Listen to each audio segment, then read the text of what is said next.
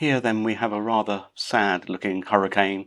This model is owned by one of the guys in the club. He's had several issues trying to get the thing to fly. You can see nose weight there. I believe there was actually even more. That's 10 grams to start with. The model looks nice and scale.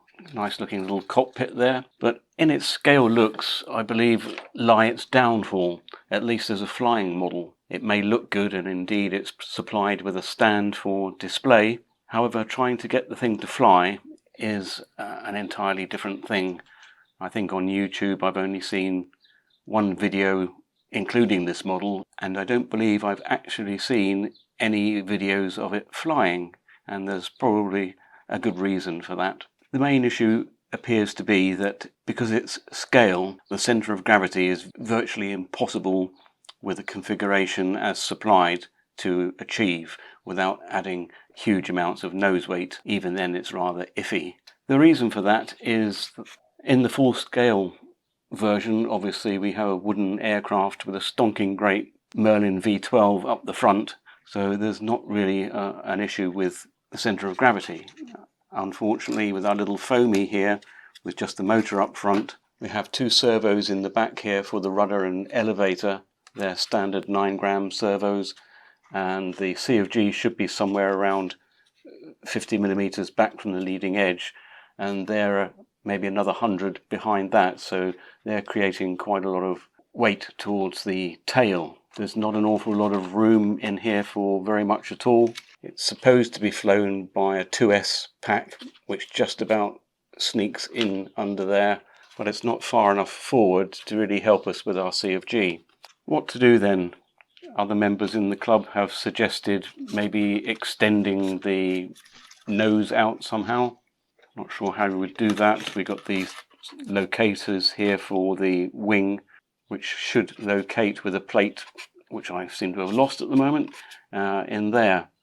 Even in here, during manufacture, they've inserted two rather large nuts to try and help with the CFG, but nothing seems to have worked. I have a couple of ideas then. Extending the nose, that would be a lot of effort, and I'm thinking that perhaps there is another way around it. The first thing would be to remove these two 9-gram servos and replace them with this little 5-gram type. That will save a little bit of weight as it's behind the CFG. That should help. Another thought would be to add a gyro to try and control the thing as well. This little A3 Mini I'm getting very, very fond of, and I think with a little bit of jiggery pokery we should be able to get that in there somewheres, and that will certainly help. Finally, to try and get some weight up forward, rather than using a 2-cell pack, I think I can remove some material here and perhaps even make a hatch to get a 3-cell pack in there. That being heavier and further forward, maybe that will get us where we need to be. Those are my thoughts then. I'll go ahead and make some of those modifications and we'll see where we go from there. Rather than make the video somewhat long and drawn out, I've elected to go ahead and do everything that I can to see if we can get this thing to fly. It was attempting to fly before on this 6x4, but having gone up to 3 cells, that was pulling over 25 amps, so that had to go, and I've replaced it with a 5x5. As you can possibly see, I've got a hatch here which is held in place partly by the canopy. Let's remove the canopy. Lots of gubbins in there, and then we can remove this hatch as well. Hatch is secured at the back by a couple of pieces of Velcro and a bit of old credit card shoved up the front there. My 1300 pack then fits snugly up against the firewall there.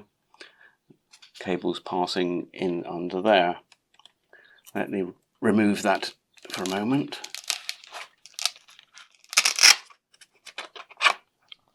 That also being held in place by some Velcro. To reattach the nose, first of all I use some Yoo-Hoo Pour to stick the foam together, and then over the top I've used some fiberglass and epoxy resin. That clearly is the same on both sides there to try and keep the nose on for a moment longer.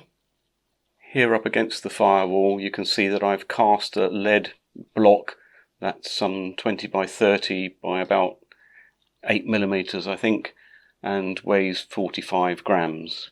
That then replaces the big nuts and washers that were in there to allow me to take out the foam to accommodate the battery. Things are rather cramped inside here. I have my battery connector and the sense wire for the battery voltage. Receiver of choice at the moment, the R8F with the telemetry function, and that is poked up the back of the fuselage there, making sure it's actually stuck to the side with the tape provided to clear the elevator and rudder servo controls. Here then we can see the A3 Mini Gyro fitting in there neatly, with obviously all the servos plugged into that and the lead going back to the receiver. This is rapidly becoming my small gyro of choice, or possibly just my gyro of choice. There's not a lot of difference between this and the A3 Super and such like. Also hiding down there you can see the replacement servos that I've used, the little 5-gram servos. They provide enough throw, not a problem there. You may now be asking, well, after all of that, where is the C of G at? You can see in the photos here, with it level on my primitive balance rig on both sides, we're just about at 50mm for the C of G. Quite an achievement, I think you'll agree. There she is then, looking really battle scarred. That's all we can do then for the moment. Now we're waiting for a fine day, hopefully tomorrow, to take the thing out and give it its final chuck.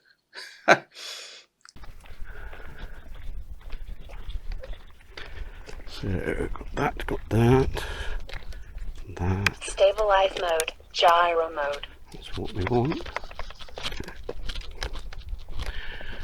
Righty-ho. Yeah. As good a place as any. Are we ready, folks? It is. Yes. Heavy, isn't it? Yeah, that's what it does. Did I stall it? Maybe a little bit less throttle on it, because I thought it was going to go up all right, but it just talked it over, didn't it? Oh, shit. I think we're going to need a little bit more glue. I think so. Throttle disabled. Oh well, it's a thought that counts. We can rebuild it again. Today then, the last hurrah for the Hurricane. We've tried so many things to get this thing to fly and nothing has worked. So a launch now in fully stabilised mode, and what the heck. Wish me luck as you wave me goodbye. Are we ready, folks?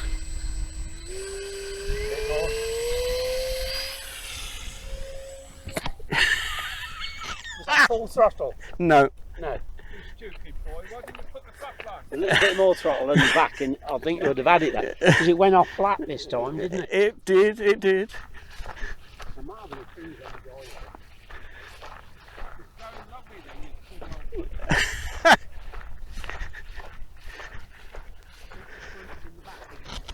Throttle disabled.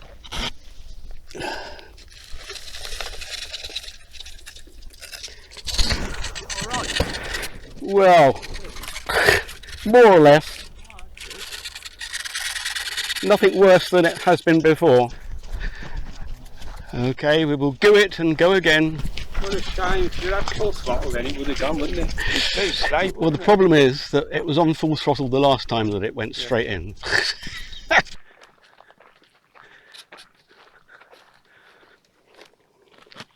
Throttle active. Looks like it's been through the walls, doesn't It certainly does, yes. Have it over here. Yep. I'll stand well back. You go into the really bushy bit if you want over there, if you fancy a walk. It makes little difference at this point, Graham. Right, full stabiliser, full tilt. Okay.